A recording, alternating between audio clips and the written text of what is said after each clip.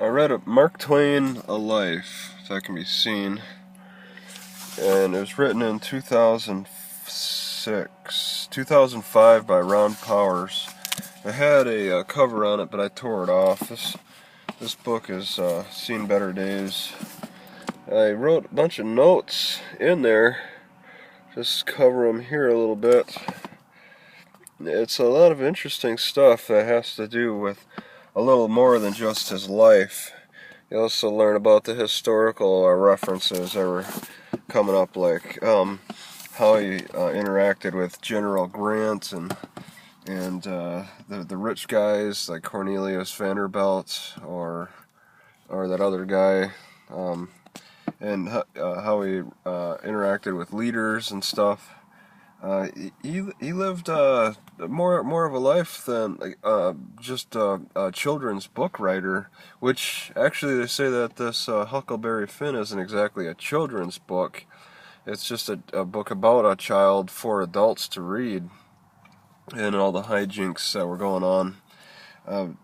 Mark Twain, he grew up with like working as a printer press operator as a kid. He worked for his older brother, whose older brother was like 8 years older, in that's Hannibal, which is one of them southeastern cities. I want to say Florida, but I don't believe it's that far south. Georgia or something.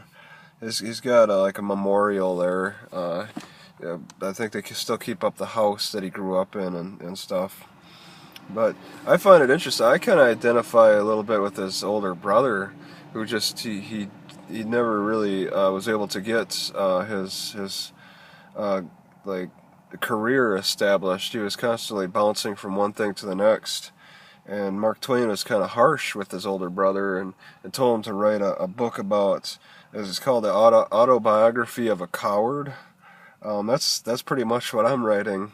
I'm living like a coward, so I can identify with Orion. There's pictures of everybody, well, a lot of people in this book, which I find interesting. Let's see if we can get them all in here. So we got a lot of interactions here. Can we see, with Mark Twain? So it's him as a young kid. He had red hair, really red hair. Okay, and it's probably like Scottish or something. I don't think I can hold this together well. You got his mom and his younger kid, who was younger brother, who was killed in a steamboat accident when they were in their late teens, early 20s. And then there's other people involved here. Yeah, he worked as a steamboat operator for a little bit. That's how he understood life on the Mississippi and writing about that. We got more information here. Artemis Ward. Yeah, I never saw the jumping frog. That'd be interesting to read. I don't know what that's about. It's supposed to be humor. I read a little bit of Mark Twain's stuff with Roughing It, and I found that pretty entertaining. He's got some insights, and he could, like, they're talking about how he was writing a lot, like a few pages, like 50 pages a day at times.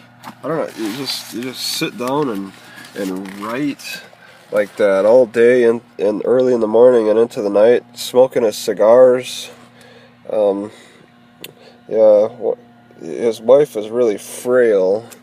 She helped edit the work a little bit when she was strong. But she was bedridden for 2 years in her teens.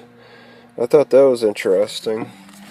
But he wrote letters back and forth with her. She was come from a rich family. There's him and his quarters. He was really bad with his money too. He needed outside help. He he also made some bad investments. I don't think he was that much different from Orion in that they made bad life choices in a lot of ways when it came to their money. So there's all kinds of old pictures of him with his family and whatnot. Just living a unique life. Susie died at a young age, and they went through the details. She had meningitis, and she just went blind and shrieked out her last scream, and then died in her 20s. They talked about what led up to it too. It's like she was kind of heartbroken, and that might have weakened her condition, being heartbroken with some boy.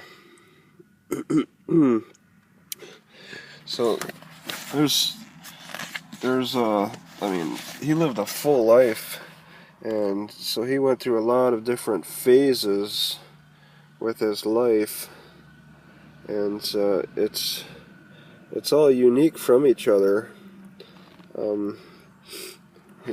He just his humor, I think that's the thing. I think his humor changed over time as he grew older. Just because his insights changed. I mean, he lost his lust for traveling as he got older. He just was no longer into traveling as much, so he didn't have that kind of motivation like he did when he was younger, checking things out, talking about how he was just bouncing from one place to the next. Yeah, I'll end it here.